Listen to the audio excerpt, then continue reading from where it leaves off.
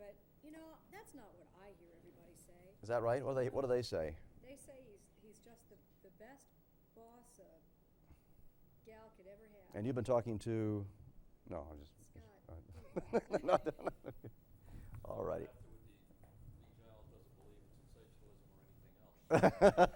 Yeah. Ooh, that was good. Where did that come from? One of the trades. Oh, that's right. That's right. That's right. They asked why he'd survived. Yeah. I said, well, he's never believed in sensationalism or anything else that would jeopardize the journalistic integrity of his product. Yeah. And when the trades published it, they said, sensations or anything else? And that wasn't bad enough, but every time they asked her for a comment about Lee, she quoted me. Yeah. Yeah. Did I say anything else? Yeah. Am I that Yeah. stupid? That wasn't stupid. No. I figured if you said it. You might be right. It might be right. That's right. That was a Yeah, legitimate quote. that's right. Everybody rolling? Okay. What do you think, Jane? You want to do this? Okay. Another interview? Okay. do it. Okay. Jane, Mike, welcome home to Wish TV and to Indianapolis. well, you don't know how good it is. Isn't that great being You don't, back? you really don't. You can't. It's just so great, Yeah. and to see you. And I said I love you, Mike. Yeah. I do. And this building. Yeah. I've said this building is a metaphor for Indianapolis. I was going to ask you about that because this building has obviously changed a great deal since you were here, and the city has changed. What's the perception of Indianapolis out there? You know, when you and I were working here, it was Naptown, definitely. It's Yeah. changed a bit, hasn't it? Naptown, Indianapolis. Yep, exactly. It's totally India someplace. This story requires me to quote my sister. Sure. But my sister lives in Pittsburgh and has for 30 years Yeah. because we both grew up here. She's a member of a Pittsburgh Development Board or something like that, and they put the whole committee on a bus and brought them to Indianapolis. Really? Because what's been going on here is so notable and so visionary. Took a long time. It Yeah. took a lot of community support, political administrations change, and the result is what you see. Yeah. It's a 21st century model of a city with a rejuvenated downtown, and this building at Wish TV is seriously, it's a metaphor for Indianapolis. It's 3 times bigger than when I was here, and the news operation is awesome. And It kind of but it kind of some things floors have me as well, the size of the operation compared to it. You and I were at those little tiny desks over there in that little strip mall. like this, Yeah. counting on our manual typewriter. I was Right. the worst. I And cigarette smoke everywhere. I know what you're talking about, but I get typing. Even now, I'm a faster but extremely inaccurate typer. But with those manual machines we used to operate, and we had script pages in quadruplicate or something, so you had to kind of hit the keys hard.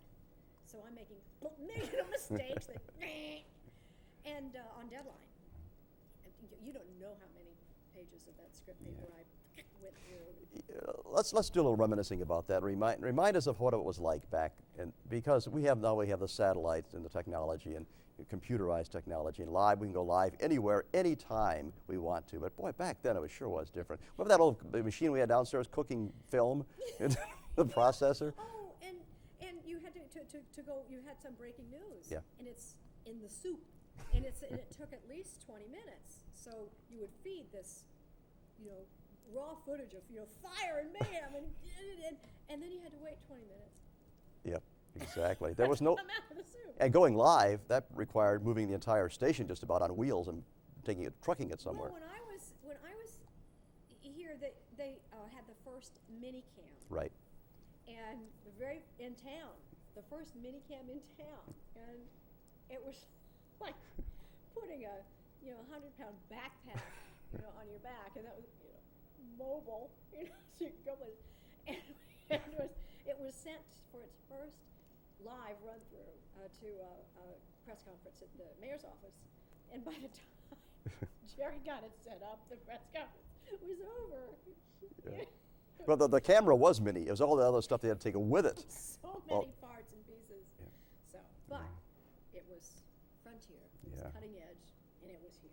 I got to ask you this because I've read this several times. People who have gained celebrity status, they say the hardest part of the job is coming back to their hometown because these are people who knew you when. And you know, no matter what your achievement might be, there's some person out there who needs to be convinced yet. No, Do you find that's true? I don't have that problem, Mike, and there's a reason for that. I never got over, and I have said this 1,000 times. I believed it. I have said it in company far and wide that I never felt that I would ever attain the stature of, in particular, Mike Ahern. So it wasn't just that Mike Ahern doesn't know how cool I am. It's that I know how cool you are, and honestly, so it wasn't an adjustment. That's factored in. Yeah, that's very gracious of you to say that. That's true. Yeah. This is going to be our 50th anniversary this year for Wish TV, and neither one of us was here back then, but we were watching television, I think. And what do you remember from the early days of TV when you were growing up on the Indianapolis East Side? I would like to say that I was 2. You were 2? I was 2. But I think we did have a television then because at some point I got attached to Winky Dink and Captain Kangaroo. Sure. Mr. Green Jeans and all. We never had a color TV until I was 15 or 16, I think. So everything I saw was in black and white. Oh, I just had a thought. I'll go. This kind of speaks to that. I'm now in the newsroom at Channel 8, and we had a visiting anchorman from CBS whose name Pappas. Ike Pappas. Ike Pappas, sure. And he was in town covering something and was here for several days. So he would hang out in our newsroom. They would cut their pieces for the CBS Evening News that night on the Cronkite show. And I had a story that had something to do with a moving van. And because in those days there were only a few of us and it was still an hour newscast and you had to fill it up, my story about this moving van went on for about 3 minutes, which is now what they call in-depth. It's a documentary. That's now in-depth. And he was watching this, and he'd stand up, he's watching the newscast, and my piece ran, and he'd go, out. And he kept out. He kept hearing the out to the piece. You know, the piece needs to be over now. And I'm thinking, it's got a minute and a half to go. So television in news in the early days was kind of naive. You would stand the anchorman in front of the news, right, and he would talk. But one thing was, when he talked, he tended to be pretty smart. He was a knowledgeable, erudite guy in a not too expensive suit.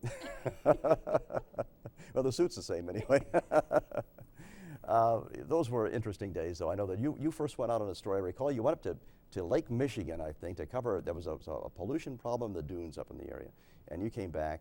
And I think that's where you really got your feet wet, so to speak, because I think you came back that day and you learned what it was like to shoot, edit, and present a story on film on the same day. That was tough to do. I'd forgotten all about that. I do remember a house fell into the lake. Yeah. That was kind of impressive now that you mention it. And I'd never heard of the Indiana dunes. Sure. I didn't know. To watch the guys cut a story, and it would take me forever to write. I said, well, I'm thinking about how to organize it and what I should start with. I don't know.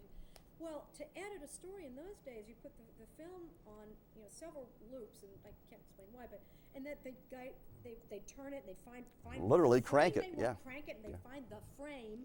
Then because they were counting seconds, and there was some, a second is, from my nose to my, whatever, and then they chop it, and they splice it, and they put some kind of glue on it, and then put some hot editing thing down. So they've got to do this every 10 seconds of the story. They've got to do one of these maneuvers and make the choice and the splice and the cut.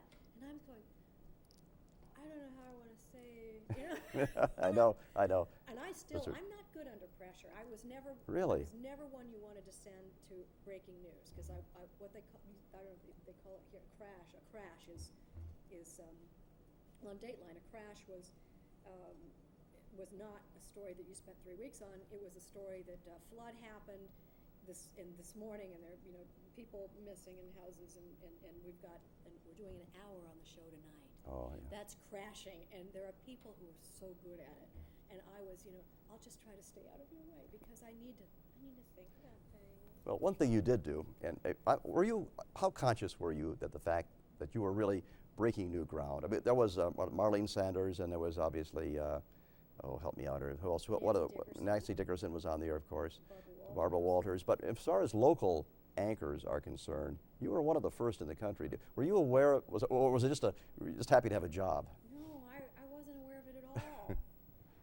For one thing, when I grew up and I was homesick from school in elementary school, I would watch Nancy Dickerson. She did the news with a woman's touch, sponsored by Pure. I remember that. So that went way back. So by the time I got on the air, I felt like I was at least 15 years after that first generation. In fact, in television, there's a phrase called the second wave, or the class of '72, defining the women who arrived in television about the time I did, because the FCC strongly encouraged holding license renewals hostage, strongly encouraged more diversity, including women. So a lot of the women on the air now, Leslie Stahl, Connie Chung, Linda Ellerby, Judy Woodruff, I could go on, arrived in television about that time. And I coined the phrase because I'm the only one who actually graduated in 1972 from Warren Central High School. But I was not aware of it. And here, all I was aware of was that they wouldn't let me anchor the news with you. Mm-hmm. We did briefly. We did for a while, and in substitute conditions as well. Interim. But really, no. Interim, yeah. But there was some bias then against women on the air. And it wasn't just a provincial thing here, that was nationwide. I think it was you had different ownership, which was owned by different people then, and the headquarters in New York said they did not think Indianapolis was ready for a woman to anchor the news. Then, within a few months, I got the offer from WMAQ, which was in Chicago, and I was the first. This is the irony. I was the first woman to anchor a major evening newscast in Chicago, which at the time was the second largest television market in the country. And the irony is that I was not a woman; I was a girl. I was a child, and it was not a big success, I got to tell you. But it in the long run, it didn't hurt me too much. But I really wasn't terribly aware of that. I didn't think I was so good that, you know, look at me breaking ground. It was look at me trying to figure out something to do because there's no news on the assignment board today, and Lee Giles is going to expect me to think of something. Well, you had credentials, though. You had a political science degree. You worked a little bit in politics, and of course, you had won numerous speaking contests around the state. Yes. So you were pretty sure of yourself. I recall that you were pretty confident when you started out. You may not have felt that way, but I think you were. Huh? You fooled us then. You fooled us. Maybe I still do that, but I was confident as a writer. I thought I was. I mean, you were a writer. You were a writer. Mm-hmm. I was pretty confident that I could write the news, as well as the average person in the newsroom could do it. Or even maybe a little better. That I could do. What I wasn't was a reporter. I didn't have, and still don't. I don't feel like I was ever a very good reporter. I was always looking for something other than the news. I was, why? I was looking. I would find the interesting things at the margins of a story. Yes. And that's what writers do. That's what writers do. Yeah. And that's why I was ultimately a good interviewer, because I did things a little bit differently, but at the expense sometimes of zeroing in on the most important question. I sometimes buried the lead and didn't know it. We talked about the changes in this business. One thing remains pretty much true, though, I think, and I forget who coined this phrase, but I like it. Television is kind of a national hearth for us to gather around in difficult times, and Lord knows we've had enough of those.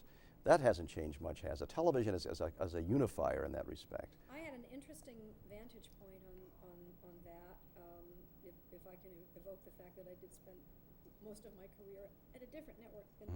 But growing up, those of us who were around remember the Kennedy assassination, and that totally was in front of the TV. Yeah.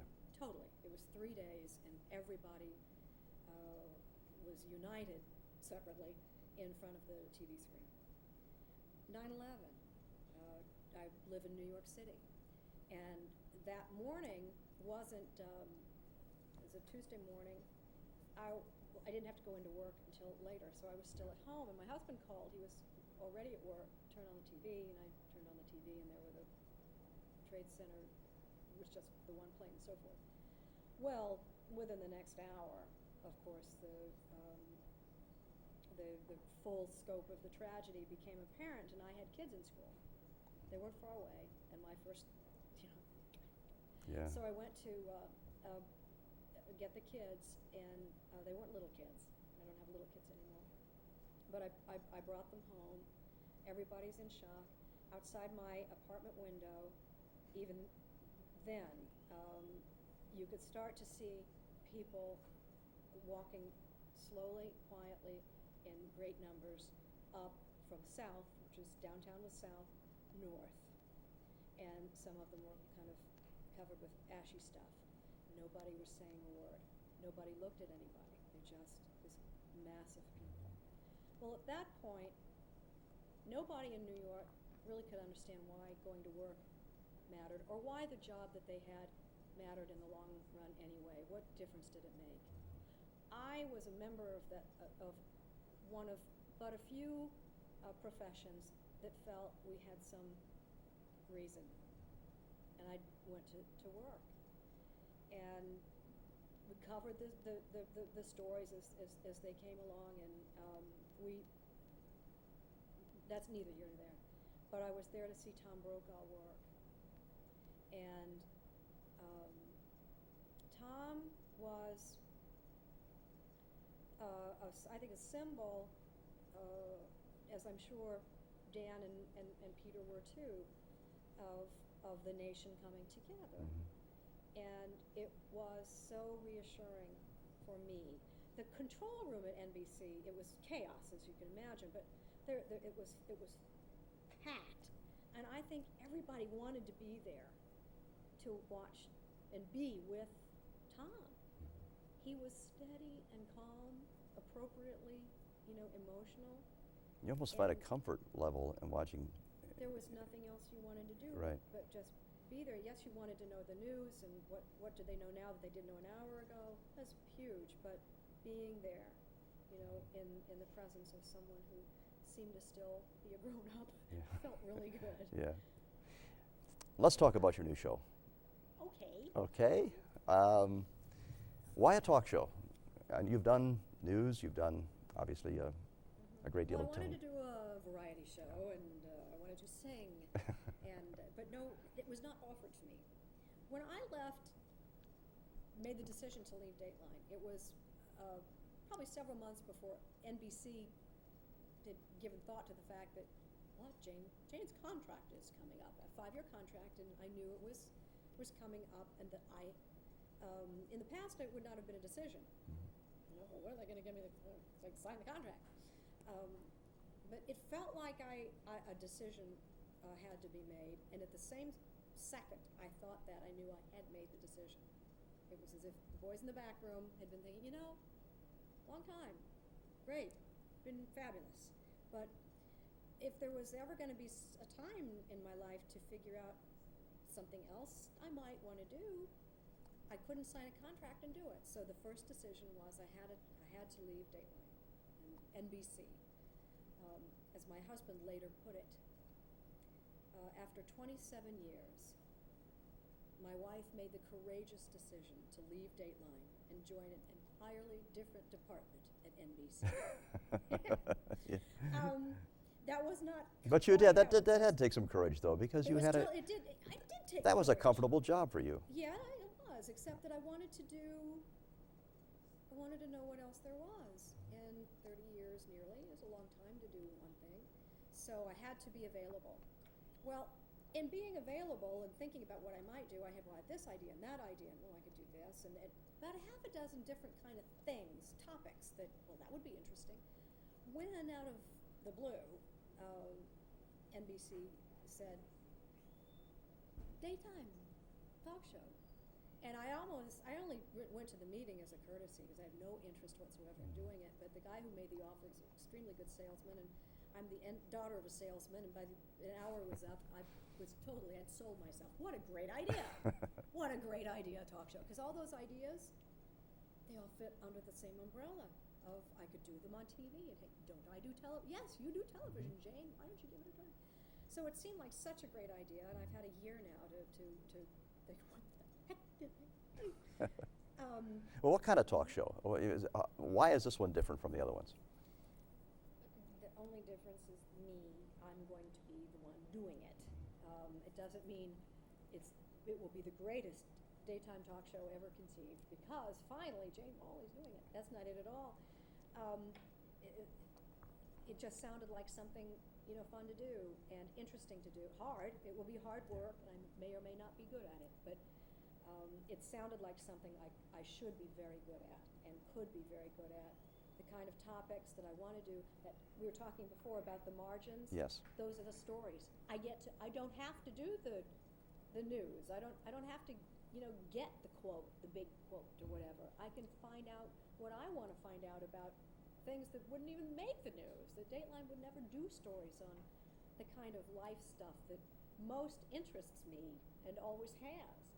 So. But there's going to be some news value to it, I'm assuming, because you have to. Really? Not really. Okay. No. So it wouldn't be a topical type show. No, it's not going to be about issues other than life issues. It's going to be about life issues, and I will bring to it news standards that someone else who hasn't been on the news might not. I won't interview people who write books I think are rip-offs and exploitative, because I have being a news person, the kind of credibility that would attach to such an offer, I wouldn't be able to do that. So, but it's not going to be a news show at all. It's just going to be a daytime talk show. I'm not going to do any kind of a topic that Oprah or Dr. Phil wouldn't already maybe thought of or wouldn't do. It's just that I won't do it the same way they do it, because I'm not Oprah, I'm not Dr. Phil, I do it my way. And you're going to do it as an interviewer, and that's where one of your strengths lies, as you said earlier, really, because you're trying to get behind the story, or this person comes out with a 10-minute spiel. You want to get more than that out of them. I want to know if there's a movie star or celebrity. Well, by the way, they tend to be the worst interviews. Yeah. Right? Some of them are fascinating. And among the most fascinating people I've ever interviewed, Michael J. Fox is very high on the list. Tom Hanks, Cher, Naomi Judd. These are people who have led an interesting life in show business and have been thinking about it and have interesting insights to share that have something to do with the way we all live. So my interest in celebrities has always been to find the person, the real life-size person in the big thing, and I'm not going to interview anybody that I have to say, and look who's the biggest something or other ever that just is our guest. I'm never going to do that. They're going to arrive people, and they're going to leave life-size. And that's great. But I think they'll be happy to come. I'm not going to do a number on them, but the audience that will see, the real guy that Mike Ahern is. I know Mike Ahern even better now that Jane is in it. Well, I think I have an hour to spare. I think I could be on a show like that. I'd be a terrible interview. You're a good interview. That's another thing.